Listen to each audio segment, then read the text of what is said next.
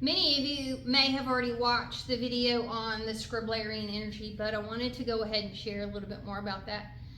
If Einstein and Pigpen from Peanuts were joined and had a baby, this is my concept of what these kids would look like. So in the Land of Ardithian, they are hot messes. Arlen and Minterton, Arlen loves just being wild, imaginatively wild, and in her thinking and in her behavior, and a lot of times it gets her in trouble. She's quite clumsy and things like that, but at the same time there's a lot of freedom of thinking in that little 6-year-old's brain.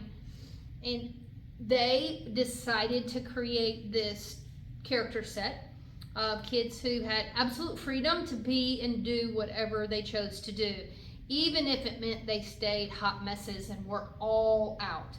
So the energy that you see here, even though it's strong contrast of black and white, it is very much integral of the energy, the full throttle energy of some children-like characters that are all in. They're all in on living their best life, on being fearless. A lot of times that gets them into trouble in very funny ways.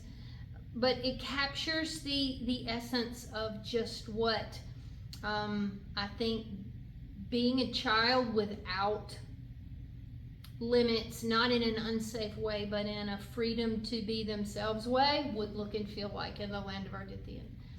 There's an intentional lack of color because it's really black and white. It is the freedom to be versus the constraints of expectations.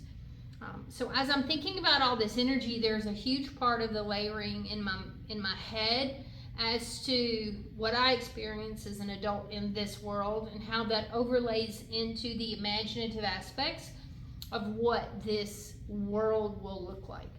So if I were creating cinematography or CGI and the characters move into this part of the world, they would very much sense a shift from color to black and white to wild energy, but just full on freedom of expression in a very contrasting way.